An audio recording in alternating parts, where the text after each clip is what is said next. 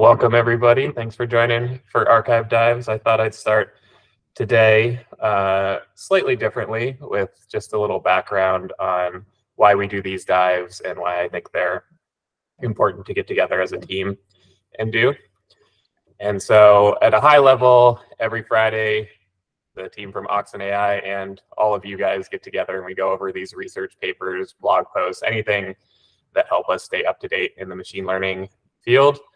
Back in September, we decided to make it public, so anybody can join. We've had some amazing people from some amazing companies join us. And just one of the core principles at Oxen.ai is that anybody with a keyboard and internet connection can compete.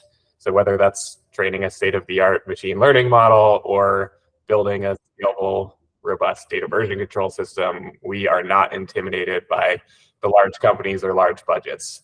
We think that innovation comes from constraints. Why do we believe this? Wind the clock back to when I was a junior engineer just getting started in the field. I was working at a company that was using deep learning to make natural language processing APIs.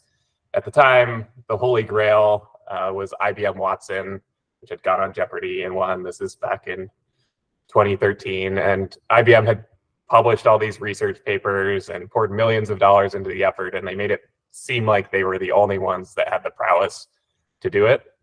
The CEO of my company at the time very much disagreed. He dumped all the research papers on all of our desks and said, "Can we reproduce these results?" Unknowing on the adventure we were about to embark on, we built, we read, and fast forward a year or two later, we got approached by IBM Watson themselves, who saw all of our new deep learning tech and ended up acquiring this small startup and integrating all of our deep learning techniques into the core Watson platform. So as a small startup, we were able to compete with the giant at the time and eventually join forces with them. And I really think that's the edge you get from coming to these archive dives, is that keeping up with the research, AI is moving faster than it ever has. It's worth to take a second to slow down, pause, read the research papers, and integrate these key takeaways into our own products. It's the slight variation on these existing ideas that can sometimes unlock brand new innovation. So I believe that archive dives are how we stay on the bleeding edge. And I truly believe it's not only the job of these large corporations, but the jobs of each one of us to contribute back. So feel free to share this with whoever. We want as many people as possible joining the conversation, and all of our past dives are on our blog and on YouTube. So feel free to catch up with them there.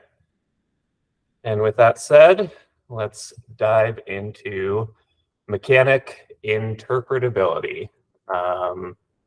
And specifically, we are going to be going over this paper from the team at Anthropic called Mathematical Framework for Transformer Circuits.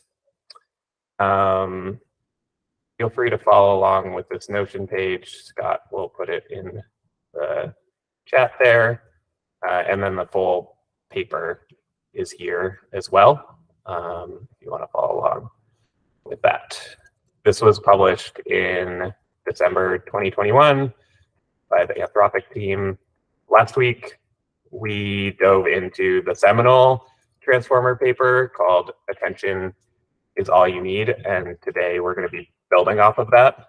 I would say last week we were kind of flying over transformers at an altitude of 20,000 feet, and today we're going to take the plane down even closer. Then next week we're going to take the wings off the plane and build up these things from scratch. If you didn't attend last week, that's fine. There's plenty of key takeaways I think you can get from this week. And this paper is really long. So we only have like 30 or 40 minutes here, and we're going to go as far as we can and pick up next week.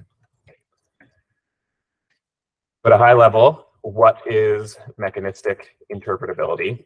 I think it's great to start with acknowledging that Transformers have had this broad real-world use cases bubbling up. Obviously, there's the ChatGPTs of the world, but even Sam Altman himself said in December of last year, ChatGPT is incredibly limited.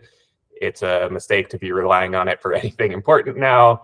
It's a preview of progress, but we have a lot of work to do on robustness and truthfulness.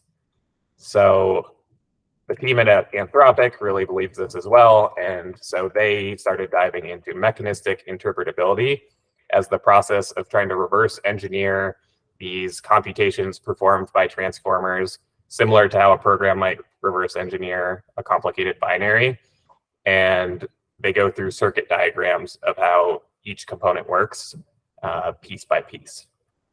And they state that even years after a large model is trained, both the creators and users routinely discover model capabilities, including problematic behavior. And there's some great examples of transformers gone wild that I think we can start with. This one is an author that asked a GPT who wrote the books that he wrote, and it clearly said somebody that wasn't him, which is not great from a truthfulness perspective. Another example would just be asking it numeric things. Is 1,000 greater than 1,062? It says yes, and it argues why.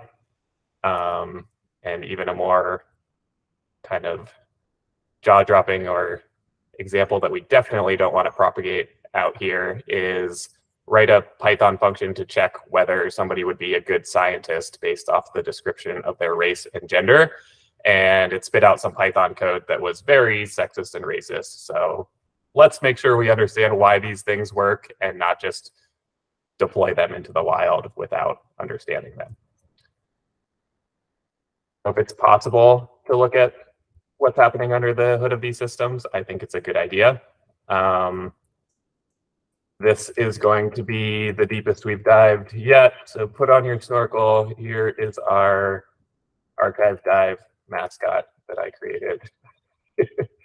He is an ox that's going to dive deep with us. And he's missing legs, but that's okay. That's what these models do sometimes. Starting small, since these models can be hard to wrap your head around, they decided to take these transformers and strip them down to 2 layers or less. They even go down to what they call a 0-layer transformer that only has attention blocks. And in contrast, like the large GPT models have 96 layers and much larger architectures within them. They run 3 configurations of these small models. So like I said, everything from 0-layer transformers to 1-layer attention-only transformers to 2-layer attention-only transformers. So kind of like this is the building the plane back up after we take it apart. And they find different interesting characteristics as they build these models back up. So a brief overview of the high-level transformer architecture that we went over last week.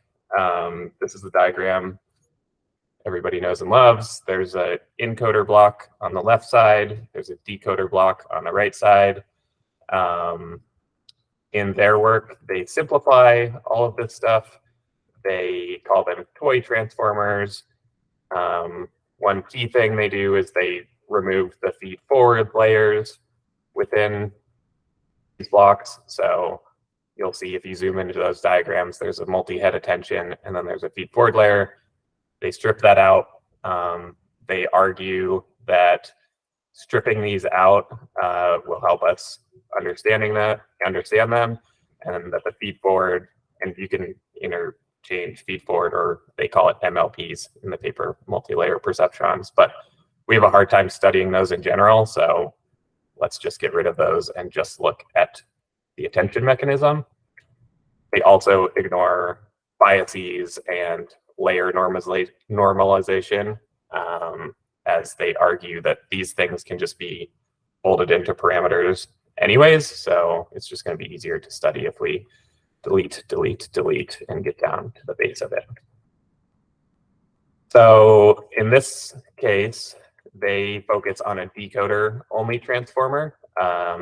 This diagram is an encoder-decoder transformer, which is used to perform translation. There's kind of three categories of transformers that are popular right now. There's encoder-decoder, which we went over last week.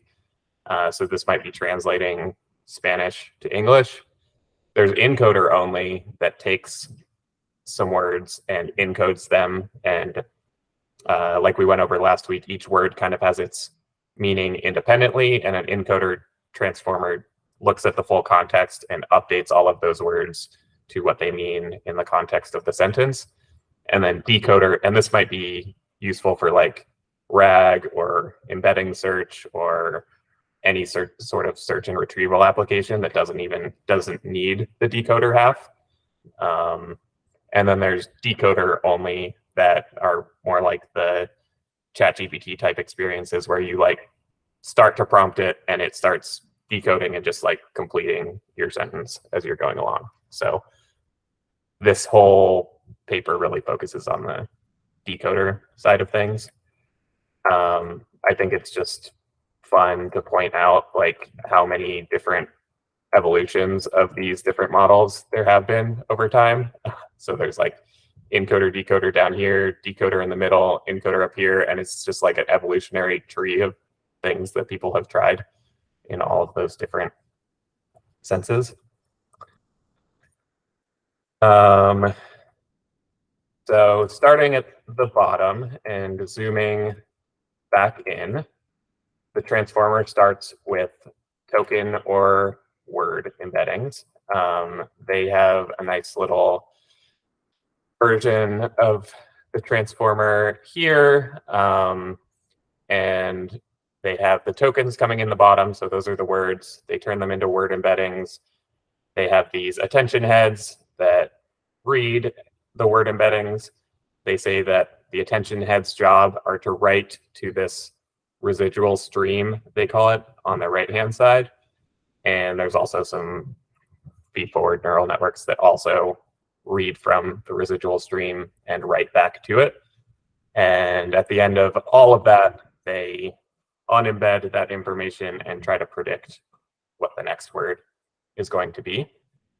I personally find these diagrams like a little eye glossy, make my eyes glaze over. So I'm going to use an actual sentence for the rest of this and map it to all the math as we're going through it. And that sentence is going to be, sorry, I lost my place over here. Imagine you had an article about Paris Hilton, and there's a sentence that says Paris traveled to Paris, France, and stayed in a Hilton. So clearly there's some words that need to be disambiguated in this sentence. This Paris is a person, this Paris is a location, this Hilton is not her last name, but it's a hotel. And so internal to the model, we can convert each one of these words to a vector representation, pass it through a transformer, and then decode them to the next words. That's like 100-foot view. Within here, they zoom in to their diagram. They say each word goes through an attention head, gets added to the residual stream, goes through a feed-forward network, gets added to the residual stream, and then a word comes out the other end. If you remember last week, we talked about as they're going through the attention heads, the words kind of get updated in their meanings. In this case, they refer to that as virtual weights. I just like to think of it as the word Paris is going to like transform in its meaning as you go along. And then the residual stream is this kind of right-hand side where the model never really loses sight of the original word that comes in, but it consistently gets updated as you go along. So in this example, concretely with the Paris bird, you can think of it as like Paris comes in. These attention heads are really looking at all the other words in the sentence and then creating a new word vector in the middle of all of its matrices that has a slightly different meaning of Paris. That's get passed back through the multi-layer perceptron and then has an even more robust meaning of Paris the next time it goes back into the residual stream.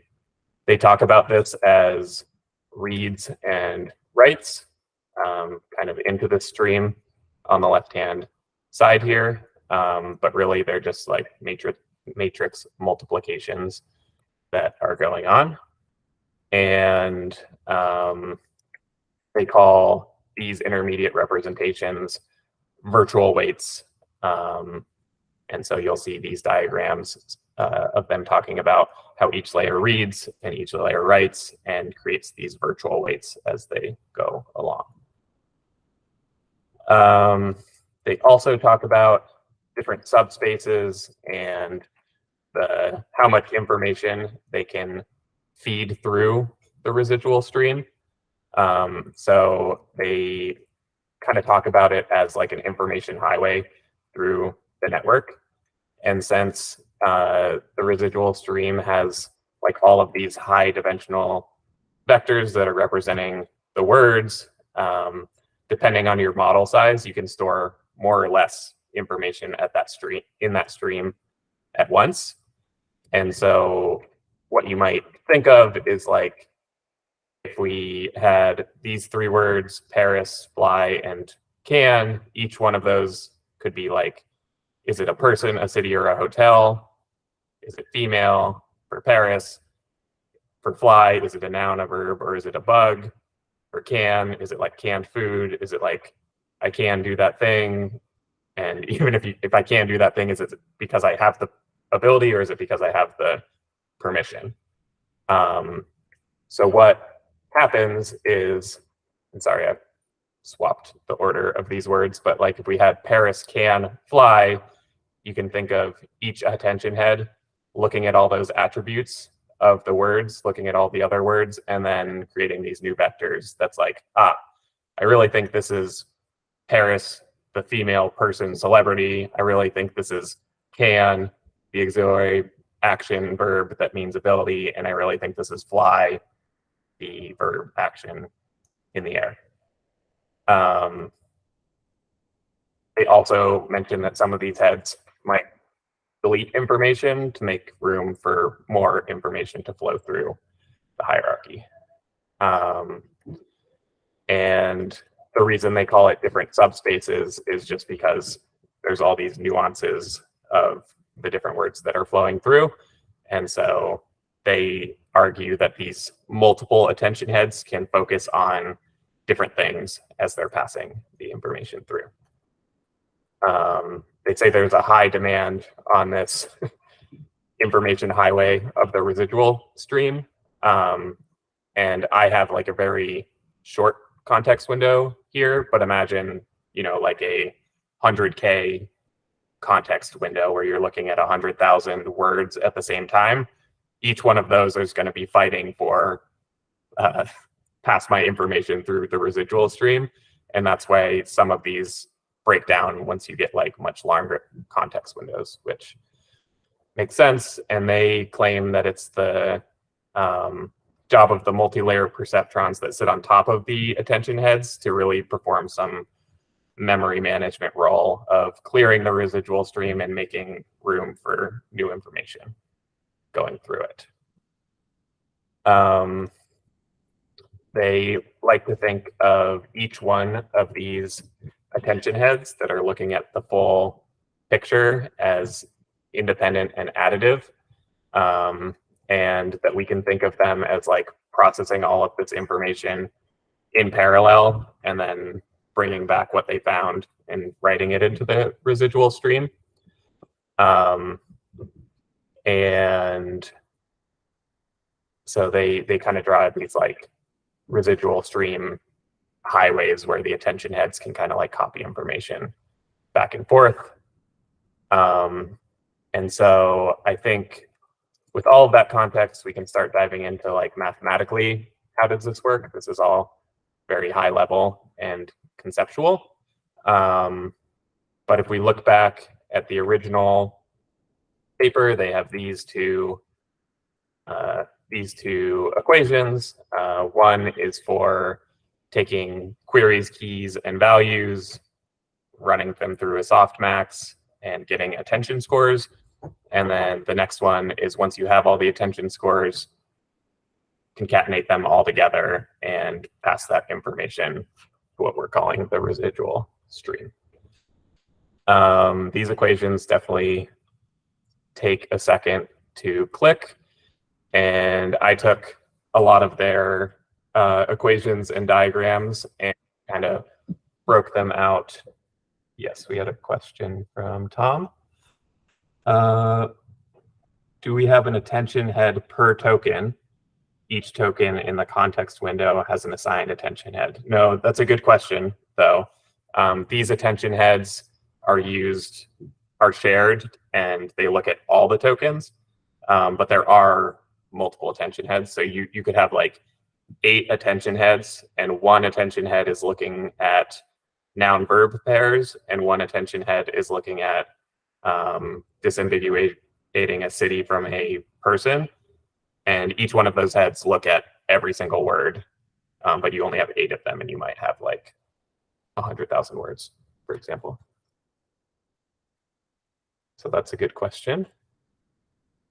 And so I tried to break down each portion of the equation as this circuit diagram. They do go through this in the paper, but I felt like they didn't do a great job of drawing out every single part. So we'll be zooming in and zooming out of this and thinking of all of the words as vectors as they're flowing through. They mention that thinking of it like this isn't the most computationally efficient, but it is helpful for like a baseline understanding of how these things work. And so we're going to start down here in the bottom left with the queries and the keys. And if you remember our shopping list analogy from last week, imagine you're in a grocery store and you're scanning the aisle for items. The query is the current item you have on your list. So this guy has a shopping list. The keys are all the cans on the shelf that he's trying to pick, and the value is the can that he actually picked. So mapping that back to our sentence, the query might be the word Paris. The keys might be all the other words in the sentence. And then the value is once the query looked at all the keys, it decided that we have a new meaning of the word Paris, and that is like Paris, the person. So you can also think of this in the shopping context of like, you might have milk on your list. The shelves have like 2% organic milk, and you kind of scanned and you were able to make that mapping of the word milk on my list really does mean this very specific example. Hey, Jennifer.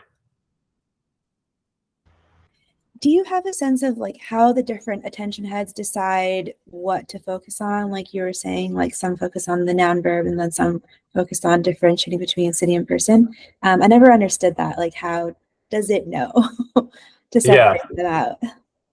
Yeah, that's a really good question. And that was like definitely something that I was trying to wrap my head around while I was going through this. And I think a good way to think about it is, so let's use like the Paris example here. And so the first token in the sentence is Paris, and the second token in the sentence is a comma, and the third token is France. So what I like to picture is that Paris has its meaning, and it also has this positional encoding that says I'm the first sentence, or I'm the first word in the sentence. And then France has its meaning and it says, I'm the third word in this sentence. And the model's been shown a lot of training data, and the training data might look like something like this. This is a very simplified one, but like Washington led his army to war. Obama flew to Washington, DC. There are, this many people in Paris, Texas, which is even a different version of Paris. And so as the model's seeing this over and over again during the training process, it's starting to learn that, like, okay, Lincoln can be seen in the context of Abraham, and it can be seen in the context of Nebraska. And places always have like a comma after them, or are more likely to have a comma after them, and then the name of a larger place. So it's seeing these patterns over and over again. And what happens through the attention mechanism is that we pass the Paris word vector through this matrix, the weight matrix. So we get a new version of that called QI out, and we get a new version of it out called KI. And then these vectors are supposed to be able to be used in combination with the attention matrix. And Paris is supposed to say, like, hey, I don't know if I'm a person or a place. I know that I could be either, but I'm definitely in position 1. And then traveled says, hey, Paris, I'm in position 2. I'm very verb-like, if that helps at all.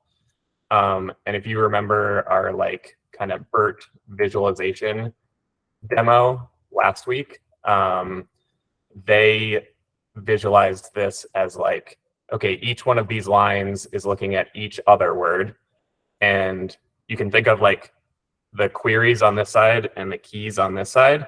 And so each query is like, hey, what words could be interesting to me? And each value is like, each key is like, I could be interesting to you. And what they do is they take those two outputs of here and here when you get like QI and KI. They take the scaled dot product between them and compute a softmax score. So again, this was from like the illustrated transformer, but you can think of it as you take Q, multiply it by K in a dot product, you get a concrete number out of that, and then you run that through a softmax, and now you have a score of like 0.88 here or 0.12 here.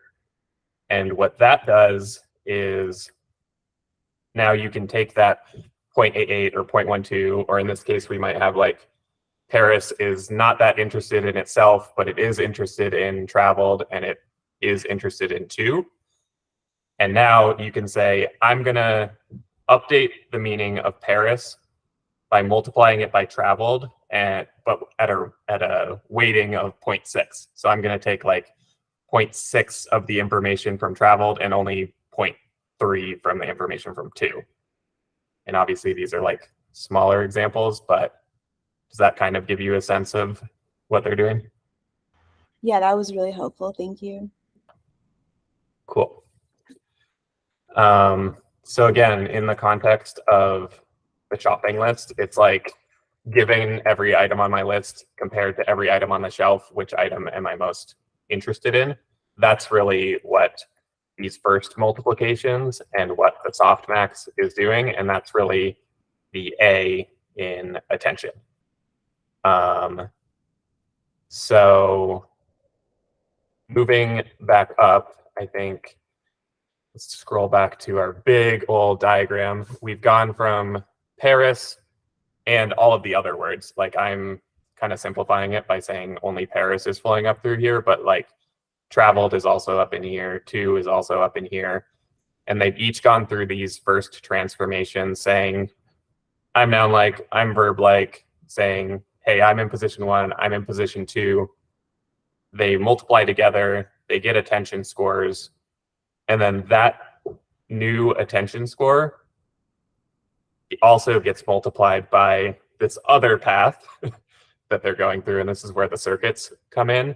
is, and throughout this paper, they like to keep a mental model of like queries and keys are doing their own thing over here, and values and outputs are doing their own thing over here. So while all that attention stuff was going on with the queries and keys, Paris was also sent through this value matrix where now we have which words we wanted to pay attention to. So let's take that information, multiply it by the new value vector we have, and that's really going to be the new meaning of Paris at this point. So there's a lot of complex steps here, and I honestly, when I'm looking at this, and maybe they get into this later, I'm like, do you even really need each one of these intermediate matrices? I'm sure they'll answer some of these questions as we go along, but it feels really complicated to have all of these steps as you're trying to update the words. And I'm excited to see, like, okay, if you strip it down to no attention, and then if you build it back up to one step of attention, how all of these things affect the performance.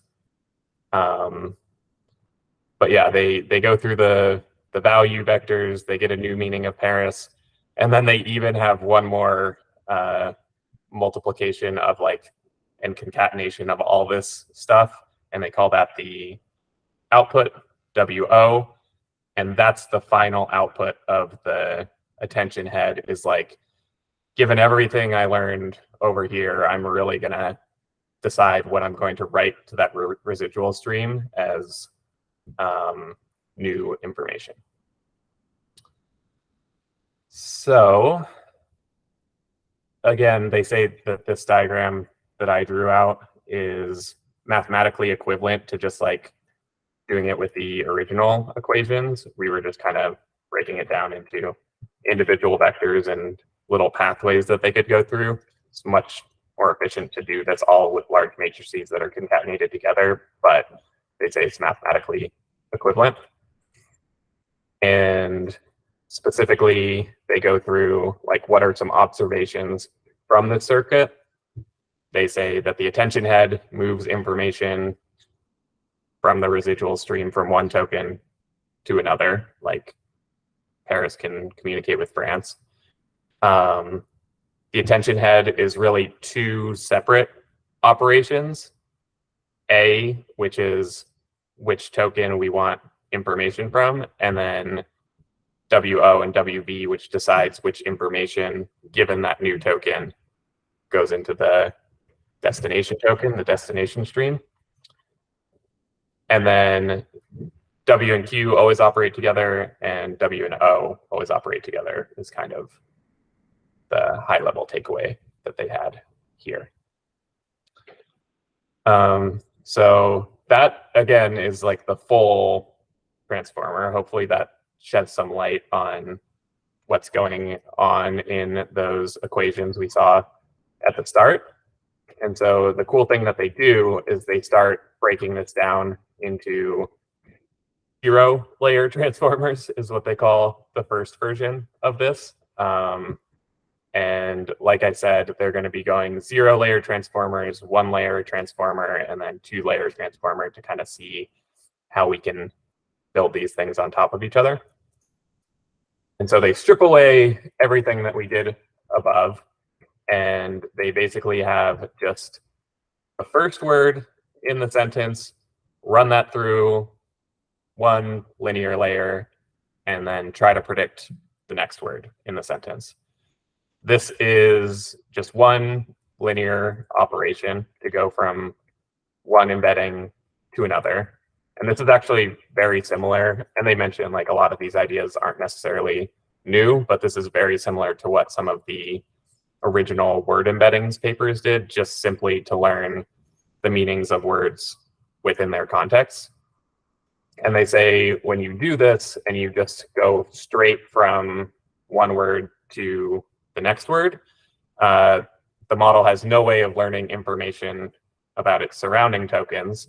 So really all it's doing is approximating the statistics of bigrams, so, or the probability that words are seen next to each other, which is pretty important, and it's an important first step. So like Barack is often seen before Obama, and you could imagine it's learning this, and it's really just like you could model a very similar thing by saying Obama or Barack, comma, Obama within our entire corpus appears like 10,000 times if this is a smaller one, and then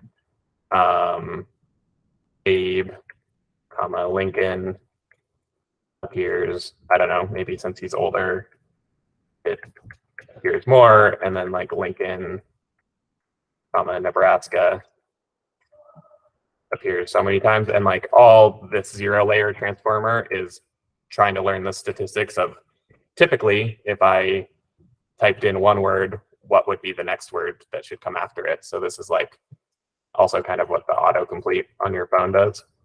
It's like a very small language model that can just do that. I think that this would be really fun to train just one of these things and like run it on Wikipedia and see some of these bigram statistics. I know Andre Karpathy has like a pretty good tutorial on building this up from scratch if you guys want to check that out. But I think that'd be really fun to like as a jumping off point for next week for us to build something like that and just look at it. I don't think we have enough time to really dive into the next steps, but I'll give you kind of like a preview of where this is going. So we kind of looked at the whole circuit. We looked at, if you stripped it down to just the simplest form, what that looks like. And then next week, they're going to add attention to this so that we can again start looking at the other words, but they're only going to add the simplest version of it where there's not multiple attention heads and there's not multiple layers of those attention heads. And they have some interesting diagrams and demos of like what it's actually looking at. They go into in-context learning, which is prompting pretty much. They try to summarize what the output value and the query key matrices are actually doing. So like we kind of hand waved in this diagram of what this matrix is supposed to do, what this matrix is supposed to do, and what these ones are supposed to do. They're going to break that down for us. They're going to look at how these things can copy information from one to the other. And then they're going to build that up and add another layer and argue, okay, now that we understand how this works with a very simple attention mechanism, let's see what happens when we have two of them stacked on top of each other or like scale out the number of heads.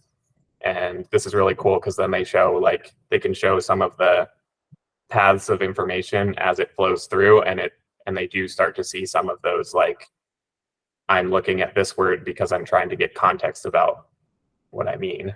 And so they have a lot of cool, just small examples of that I think illustrate the point pretty well. And then they also leave off with like some research and next steps. And again, this was in December of 2021. So they've even taken this work further and further, but I think it's really cool that somebody's diving into like the nitty gritty and trying to debug why these things do the things that they do, because it is really black boxy today. So I'll pause there. Appreciated your question, Jennifer. If anybody else has questions about like the simple version of this or like where we're going next, happy to field those as well.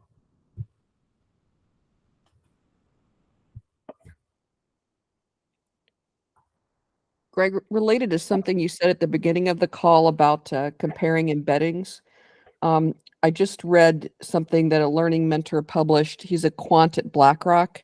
He just published a blog about an embedding comparator. I'll put a link to it in the chat, but it's a tool that lets you visually compare embeddings generated by different models. Awesome. So, yeah, it's kind of cool. That'll be great. Yeah, I'd love to play with that. I'll put it in the, we'll be posting like all these notes on our blog too, so I'll make sure to put that link in there for everyone to play with as well. Thanks, Cameron. Nice.